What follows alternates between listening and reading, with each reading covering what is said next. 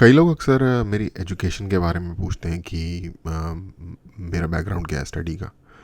मैंने actually BA किया हुआ है ग्रेजुएशन में, जो कि मुझे पता है कि ज़्यादातर लोगों की सोच में अम, उसकी जो रैंकिंग है वो बहुत ही नीचे है पढ़ाई लिखाई के मामले में। मैंने साइंस से 12th किया और मैं अभी पर्सनली बीए नहीं करना चाहता था। मैं इंजीनियरिंग भी नहीं करना चाहता। जो मैं करना चाहता था वो फॉर सम रीज़न मैं नहीं कर पाया उस टाइम में।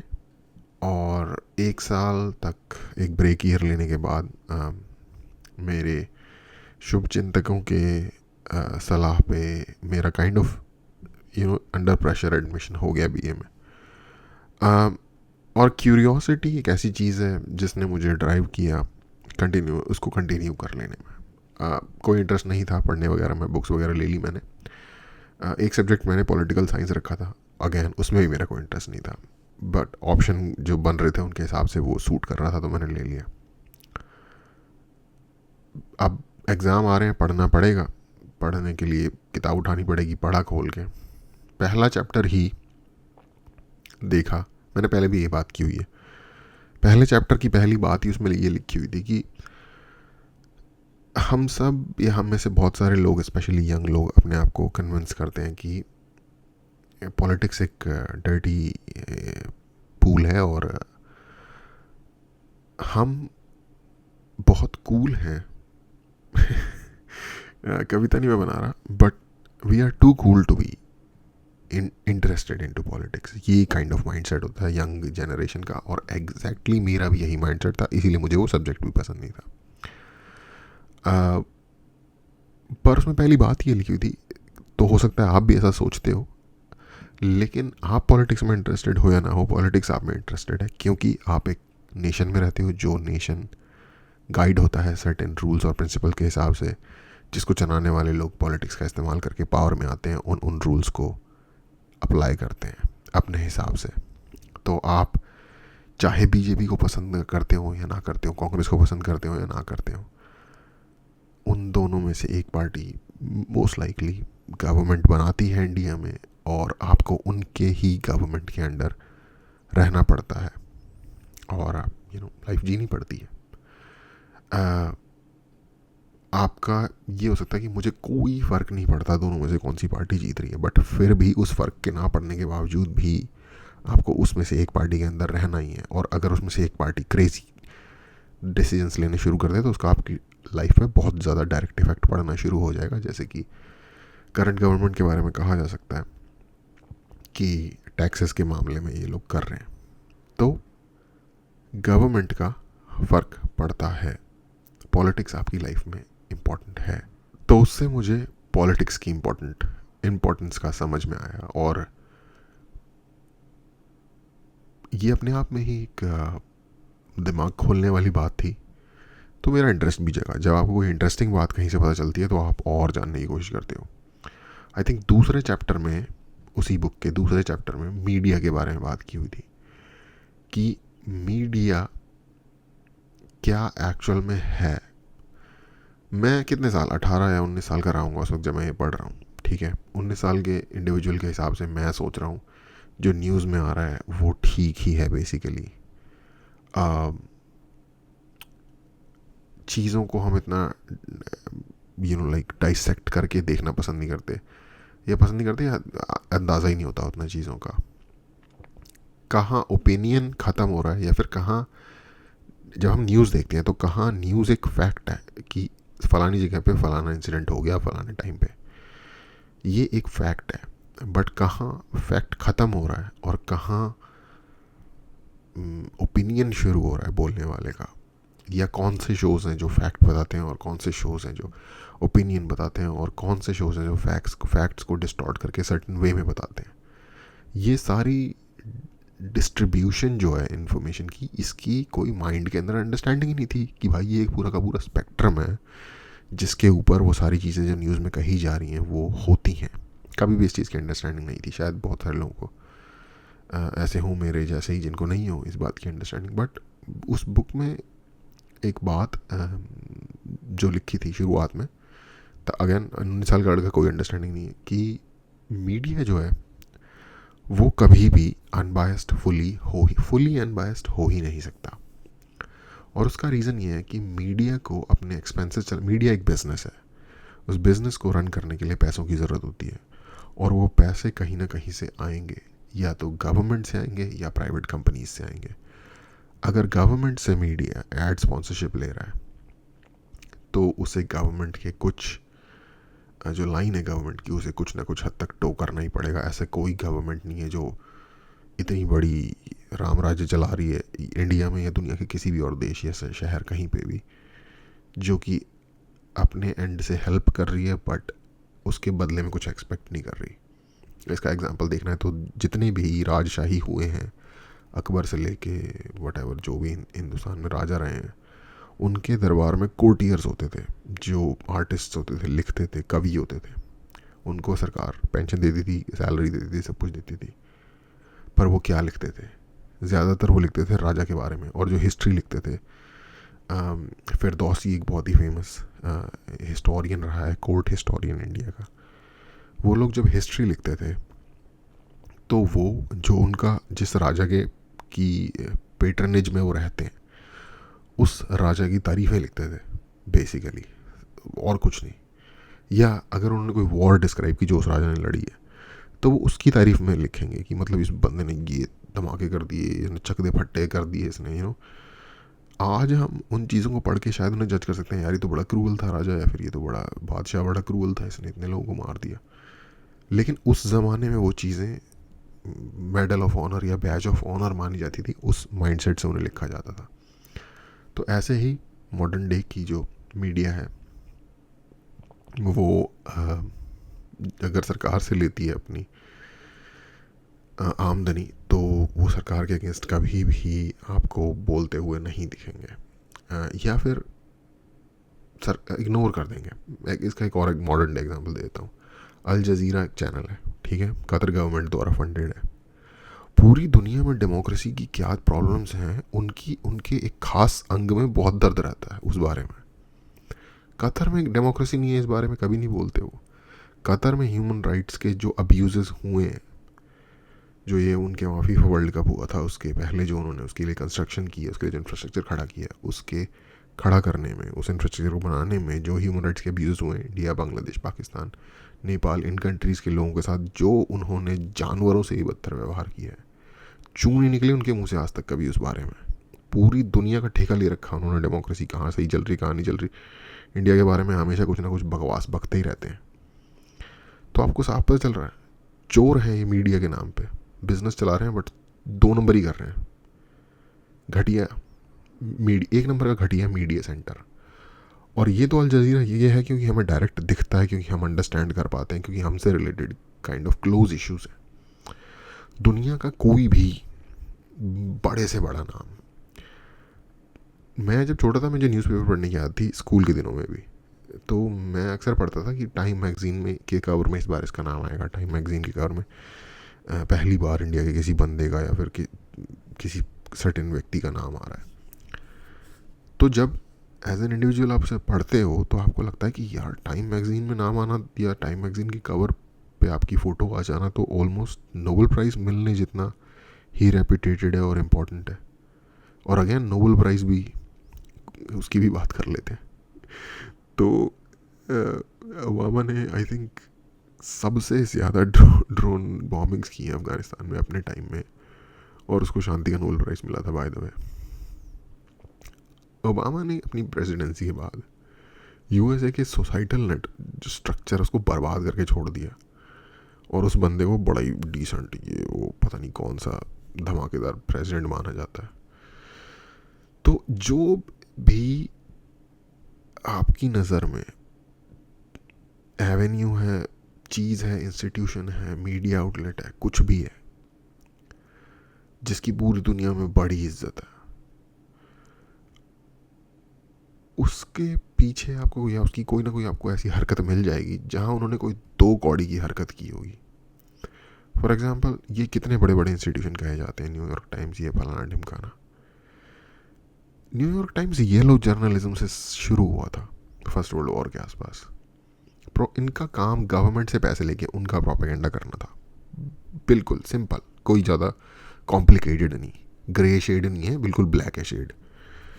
को इस तरीके किसी भी इंस्टीट्यूशन का नाम ले लो यार, आपको उनकी हिस्ट्री में जाओगे या उनको थोड़ा सा डिग इन करोगे, आपको ऐसी ऐसी बातें उनके बारे में पता चलेंगी कि इज्जत तो छोड़ो, मतलब थूकने का मन करेगा उनके मुंह पे, ऐसी ऐसी इनकी हरकतें।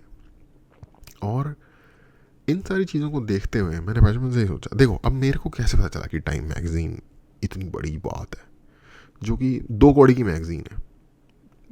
Miss information, disinformation, certain political ideology को पुश करने वाला प्रोपेगेंडा हैंडल है बेसिकली एक। कोई फ़र्क नहीं पड़ता उसमें ऐसे ऐसे किसी मैगज़ीन में पिक्चर आती है या नहीं आती, हाँ कर लो 2 नंबर के काम, उनके ही की गई, उनकी है आइडियोलॉजी को दबा के पैडल करो, उनके हाथों अपनी सोल को बेच दो, you know like in like उस सेंस में बोल रहा हूँ, कोई लिटरली नहीं बोल रहा मैं कोई इल्यूमिनाटी की यू नो उन विश्वास के हिसाब से नहीं बोल रहा, मतलब you know in sense of जो बात कहने वाली होती है कि उनके हाथों बेच दो अपनी सोल को, तो आपको प्रेज भी मिलेगी, ये आपको एक ग्रुप भी मिल जाएगा जिस ग्रुप से आप अलाइन होते हो, सब कुछ है। लेकिन अगर आप उनके अगेंस्ट बोलते हो तो भाई आप पूरी दुनिया के शायद सबसे बुरे इंसान हो, जो भी उनका उस टाइम में दुनिया में प्रोपेगेंडा चलाने का मूड कर रहा है। फॉर एग्जांपल अभी रशिया यूक्रेन की वॉर हुई है, तो ठीक है रशिया की गलती होगी काफ़ी हद तक, मुझे भी लगता है कि बहुत बड़ी संख्या में लोग मरे जिसमें रशिया का भी हाथ है, बट नहीं, अपनी बात नहीं बताते, अपनी गलती नहीं बताते कि हमसे भी कहाँ कहाँ गलती हुई है, हमने इसको स्टोक करने के लिए क्या किया, या फिर हम अभी इसका फ़ायदा कैसे अपने फेवर में उठा रहे हैं। तो बेसिकली कहने का मतलब ये है कि जितने भी रिस्पेक्टेड इंस्टीट्यूशन आपकी नज़र में हैं, बड़े से बड़े, कंट्री वाइज किसी भी हद तक, वो चाहे मीडिया से रिलेटेड हो, वो चाहे किसी ग्रुप से रिलेटेड हो, वो सब ही उतने महान नहीं हैं जितने आप सोच रहे हो, क्योंकि वो सब इंसानों द्वारा चलाए जाते हैं जब उन्होंने स्टार्टिंग की होती है। इससे मुझे एक चीज़ ध्यान में आती है, आप कोई भी क्राइम शो देखो, लाइक जो रियल लाइफ पे बेस हो, जैसे नार्कोस हो या नार्कोस मेक्सिको हो या कुछ भी और इस टाइप के, जिसमें कि एक ऐसे क्राइम लॉर्ड की स्टोरी दिखाई गई है जो कि मतलब रहा है असली दुनिया में, जिस किसी रियल इंडिविजुअल के ऊपर है वो स्टोरी, तो आपको देखोगे, आपको पता चलेगा कि शुरुआत में वो एक 2 कौड़ी का बंदा ही था, और उसने 2 कौड़ी की छोटी मोटी चोरियां और इधर उधर की 2 नंबर की हरकतें करते करते धीरे धीरे, मेहनत भी उसने की, उसमें दिमाग भी था और उसका किस्मत ने भी साथ दिया कि वो किंग के लेवल पे पहुंच गया अपनी फील्ड में, ठीक है। और फिर बाद में तो यू नो कैवियार से नीचे उसका खाना नहीं होता होगा, और सबसे महंगी, खैर शैम्पेन तो इतनी भी, मतलब महंगी से महंगी वाइन से भी नीचे वो यू नो कहीं ड्रिंक एंड डाइन नहीं करने जाता होगा, लाइक जैसे कि वो रॉयल्टी का पार्ट हो, बट स्टार्टिंग उसने 2 नंबर की जेब कतरे वाले लेवल पे की होगी। तो ये जो बड़े बड़े इंस्टीट्यूशन है ना, टाइम मैगजीन और ये इस तरीके के, इनका भी यही लेवल है। और कहने का मतलब ये है, तो जस्ट बिकॉज ये इनके नाम बड़े हैं, तो जो भी ये कुछ कह रहे हैं इस उसको सत्यवचन ले लेने का की हमें ज़रूरत नहीं है। और ऐसा मैं इसलिए कह रहा हूँ क्योंकि देखो, इंडिया में आज के टाइम पे जो गवर्नमेंट है वो एक सर्टेन माइंडसेट से चल रही है, जो कि जो इंस्टीट्यूशंस हैं इनका जो इंटरनेशनल अभी जो मैं कह रहा हूँ कि इनका रियल टाइम में जो प्रोपेगेंडा का जो यू नो एक लाइन होती है, उस लाइन से डिफरेंट है, शायद ऑपोजिट डायरेक्शन में। इंडिया की गवर्नमेंट सोच रही है कि हम लोकल लेवल की जो हिस्ट्री है या कल्चर है उसमें लोगों के अंदर कैसे अपने अंदर क्या उसके लिए मान लेकर आए, मेरे को सही वर्ड नहीं अभी मिल रहा। आई थिंक ऐसे ही टाइम्स पे अगर आपने स्क्रिप्ट लिखी हो तो उसका फ़ायदा होता है। एनीवे, सम्मान अपने खुद के लिए, सम्मान आत्मसम्मान लेके आए अपने खुद के कल्चर के लिए, अपने खुद के बैकग्राउंड आइडेंटिटी के लिए, इन चीज़ों के लिए, राइट, जो कि थोड़ा सा आपको in the line of progressive से हटा देता है। Progressive as in the sense कि आप नई नई वैल्यू को अडॉप्ट करो, थोड़ा सा आपको कंजर्वेटिव बनाता है। कंजर्वेटिव की लाइन पे है कि भाई हम we are proud of our culture, ये एक कंजर्वेटिव थॉट प्रोसेस है, एटलीस्ट आज का जो पैराडाइम है इस्टेब्लिश उसके हिसाब से। अब पूरी दुनिया में लोग इस चीज़ को कह रहे हैं कि नहीं, ऐसा आपने नहीं करना, आपने एम्ब्रेस करना है दूसरे को, सबके कल्चर को आपने बराबर रिस्पेक्ट देनी है, आप कोई स्पेशली महान नहीं हो। अपनी कंट्री में भी ये लोग अपने लोगों में भी यही थॉट प्रोसेस थोप रहे हैं। और क्योंकि इंडिया की जो गवर्नमेंट है वो इस तरीके से सोचती है, तो इंडिया की गवर्नमेंट पे भी ये लोग उसको राइट विंग बोलेंगे, उसको अनडेमोक्रेटिक ये वो बोलेंगे, जबकि किसी भी स्केल के हिसाब से इंडिया की गवर्नमेंट अनडेमोक्रेटिक नहीं है। प्रॉपरली वोटिंग के द्वारा चुनी हुई गवर्नमेंट है, लेकिन उसको ये लोग फिर भी उसका नाम ख़राब करेंगे इस तरीके की बातें बोल बोल के कि भाई इंडिया में आ रही है क्या कहते हैं आपका तानाशाही, या जो भी डिक्टेटरशिप आ रही है, डेमोक्रेटिक वैल्यूज़ जो हैं उनका लाइक एक इरोजन हो रहा है इंडिया में, इस तरीके की बातें बताएंगे अपने प्लेटफॉर्म के थ्रू। ऐसे ऐसे मार्कर्स या स्केल्स या रैंकिंग्स घोषित करेंगे जिसमें दिखाएंगे कि मीडिया का फ्रीडम बिल्कुल नहीं है, वुमेन की हालत बहुत ख़राब है। ठीक है, कुछ चीज़ों में है, फॉर एग्जांपल वुमेन सेफ्टी का इंडिया में इशू है, ये अगर किसी को बुरा लगता है तो वो उसकी प्रॉब्लम है, क्योंकि जो चीज़ें हो रही हैं वो उसके अगेंस्ट बोलती हैं, तो ये प्रॉब्लम है। लेकिन उन चीज़ों को एग्जैजरेट करेंगे, ये बताएंगे कि कौन मतलब बिल्कुल ही ज़ीरो लास्ट नंबर पे, और ऐसा इसलिए हो रहा है क्योंकि बीजेपी गवर्नमेंट है। नहीं भाई, गवर्नमेंट का इससे लेना देना नहीं है।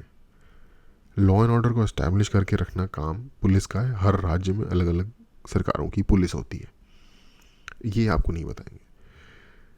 तो बेसिकली जो डिस्टॉर्टेड इन्फॉर्मेशन होती है, जो एक सर्टेन आइडिया को प्रोपेल करने के लिए दी जाती है, वो प्रोपेगेंडा होता है बेसिकली। अब प्रोपेगेंडा में सब कुछ झूठ नहीं होता, प्रोपेगेंडा को सच को एक सर्टेन वे में बताया जाता है, और तभी वो प्रोपेगेंडा है।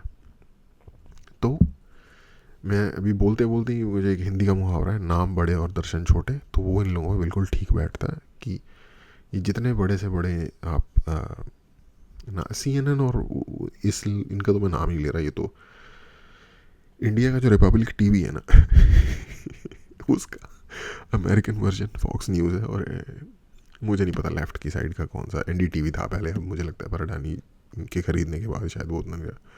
और इंडिया का जो NDTV है वो वहाँ का CNN, बल्कि CNN NDTV से भी घटिया है, इवन पुराने वाले NDTV से भी घटिया है CNN, क्योंकि आउट राइट प्रोपेगेंडा प्रोड्यूस करते हैं लेफ्ट की साइड से।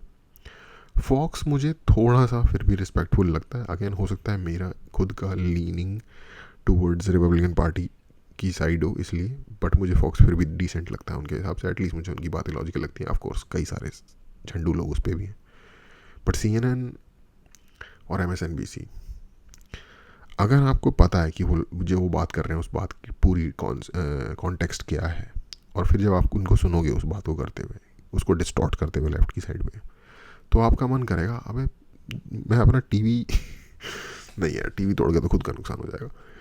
एनीवे, कुछ और देख लूँ मैं अपने टीवी पे, कार्टून नेटवर्क देख लेता हूँ ऐसे। अच्छा, तो अगेन जिसका भी आप नाम ले लो, द गार्डियन, बड़ा इनको लाइक मूवीज़ बनती हैं इनकी रिपोर्टिंग पे मूवीज़ बनती हैं।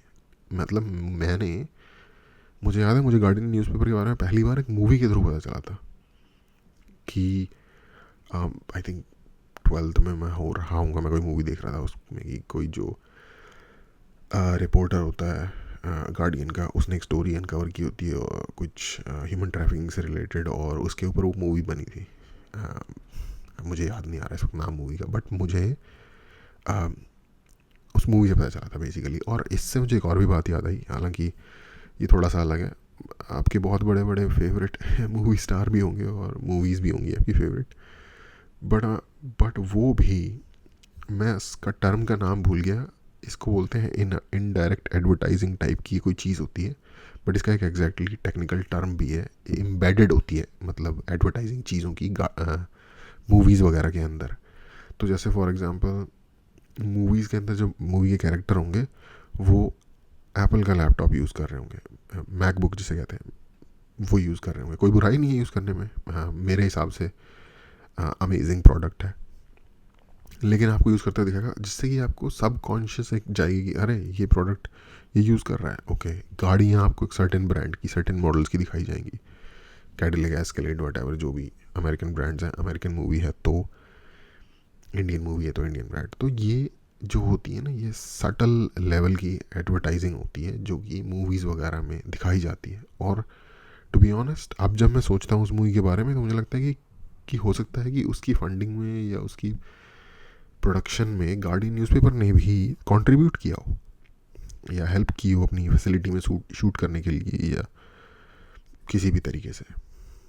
तो इस तरीके से भी सटल तरीके से, अब जैसे न्यूज़पेपर पढ़ पढ़ के मुझे सटल तरीके से टाइम मैगज़ीन के बारे में एक रिस्पेक्ट आ गई कि भाई उसमें फ़ोटो छपना तो इतनी बड़ी बात है, क्योंकि उसी की बात हो रही है। अब वो बात कहाँ हो रही है, वो एक न्यूज़पेपर में हो रही है जो मैं पढ़ रहा हूँ, जो इंडिया में छप रहा है।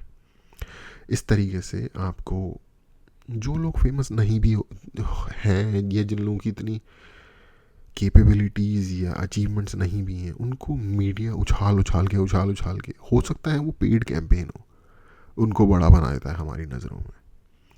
लोग, इंस्टीट्यूशन और कंपनीज ये सब इन चीज़ों को, चाहे वो उतनी बड़ी चीज़ ना हो। अब एक हॉलीवुड की एक्ट्रेस है फॉर एग्जांपल लिंजी लोहान, ठीक है। जब मैं स्कूल में जा रहा था तब न्यूज़पेपर में जो मूवीज़ का सेक्शन होता है, सेलिब्रिटी वगैरह जो सेक्शन होता है, रोज़ उसके बारे में न्यूज़ आ रही थी, आज वो जेल चली गई, आज वो वहाँ चली गई, आज वो फलाना ढिमकाना। और मुझे लगता था यार ये कितनी फेमस है वहाँ पे, इसके बारे में रोज़ न्यूज़ आती है एज ए किड।